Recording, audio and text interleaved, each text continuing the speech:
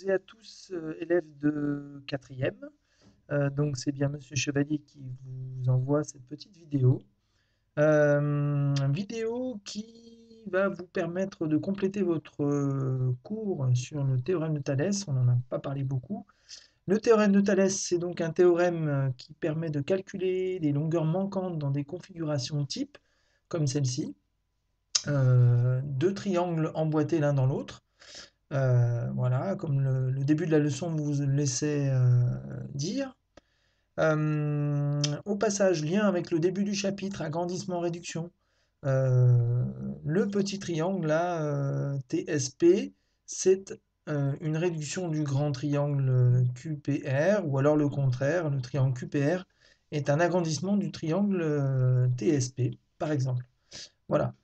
Donc pour pouvoir utiliser le théorème de Thalès, il faut avoir une configuration comme cela. Deux triangles emboîtés l'un dans l'autre et deux côtés parallèles. Voilà. Ici le côté ST et le côté QR parallèle. Si on n'a pas tout ça, on ne peut pas utiliser le théorème de Thalès. Voilà, donc pour l'utiliser, la première chose à faire, c'est déjà ici sur l'écran. Il faut préciser dans quel triangle on travaille. Ici, il n'y a pas trop le choix, mais il peut y avoir des exercices plus sophistiqués où il y a plusieurs points, plusieurs triangles les uns dans les autres, et il faudra isoler ceux dans lesquels vous voulez travailler. Donc on commence comme d'habitude dans les triangles PST et QPR, ou PRQ, on sait que. Et voilà les trois choses qu'il faut dire avant d'utiliser, d'appeler le théorème de Thalès. Donc il faut d'abord dire que le point S, ici, appartient au segment PQ. Ensuite que le point T appartient au segment PR. Voilà. Et ensuite dire que la droite ST, même si ce sont des segments qui sont dessinés, on parle de droite pour les droites parallèles, que les droites ST et QR sont parallèles. Donc je vous montre ça. Voilà, on est ici. Voilà. Les trois choses, les deux points qui appartiennent aux côtés, et puis les droites parallèles. Ok? Une fois qu'on a écrit ça, eh bien on peut appeler le théorème de Thalès, et donc, comme d'habitude, d'après le théorème de Thalès, on conclut que, voilà. Et qu'est-ce qu'on conclut? Eh bien une égalité de trois rapports de longueur. Donc on l'a présenté, je vais le cacher, continuer à le cacher un peu ici avec mon doigt. Je remonte un petit peu sur le dessin. Donc on part du sommet principal, le point P, voilà, qui est le seul point qui ne fait pas partie des droites parallèles, et c'est à partir de lui qu'on va construire deux fractions, deux rapports de longueur. Donc on commence par n'importe lequel des deux côtés, par exemple ici le côté QP. Donc on part de P, PS, la longueur PS, divisé par la longueur PQ, donc petite longueur sur grande longueur, voilà, égale, de l'autre côté, on passe sur l'autre côté, PT, désolé, sur la longueur PR, voilà. Donc, je vais vous les montrer ici, c'est ce que j'ai écrit ici, voilà. Hop.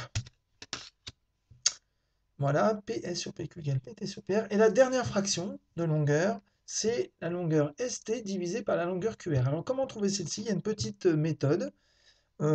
Sur les deux fractions qu'on vient d'écrire, vous cachez la lettre P, vous cachez le sommet principal, ici, voilà, en les cachant tous les deux. Alors c'est difficile à montrer ici, mais en cachant ici, voilà, voilà,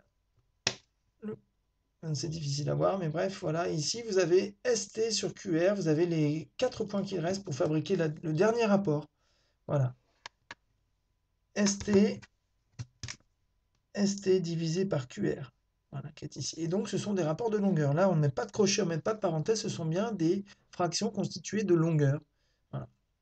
Trois rapports égaux. Voilà ce que donne le théorème de Thalès. Alors, une fois qu'on a écrit ça, on a fini la partie géométrique. Donc on va s'occuper maintenant de la suite.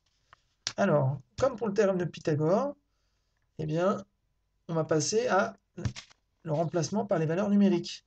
Donc avec les valeurs, donc on va remplacer tout ce qu'on connaît, tout ce qui est donné dans l'énoncé ici, toutes les longueurs qui sont là, à l'endroit où elles sont. Donc ça donne ceci. Voilà, regardez. Alors je vais essayer de mettre tout aligné. Voilà. Dans l'énoncé PS, ça vaut 6. QP, ça vaut 15. TP, ça vaut rien du tout, on ne sait pas. PR, on ne sait pas non plus. Voilà, on laisse la fraction comme elle est. ST, ça vaut 5. Et la longueur qu'on cherche, c'est QR. Et évidemment, on la garde ici puisque c'est celle qu'on cherche.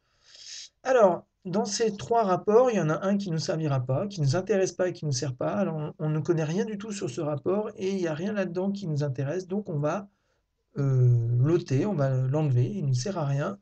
Et donc, on va garder, on va réfléchir comme ça. Donc, en particulier, voilà, je garde le premier rapport qui était là, pour lequel je connaissais tout, et le rapport dans lequel il y a la longueur que je cherche. Et on se retrouve avec 6 sur 15 égale 5 sur QR.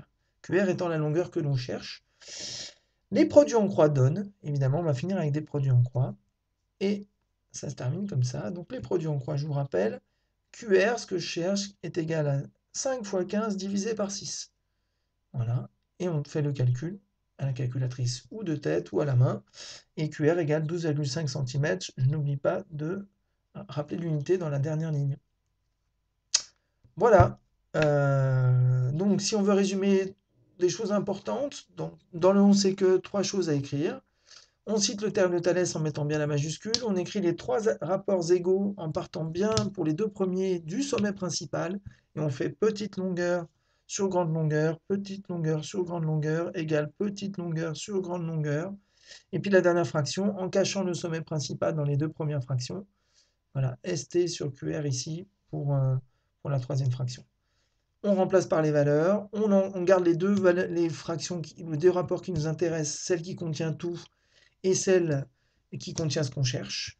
On termine avec les produits en croix et on obtient la réponse. C'est très automatique et très systématique. Ce n'est pas plus compliqué que le théorème de Pythagore. Voilà, bah écoutez, je vous souhaite un bon entraînement avec des exercices que je vous donnerai plus tard. Et il faut vraiment essayer de mémoriser ce raisonnement type, cette rédaction type, comme pour le théorème de Pythagore. Allez, bon début de semaine à tous et donc à bientôt sûrement pour une autre vidéo.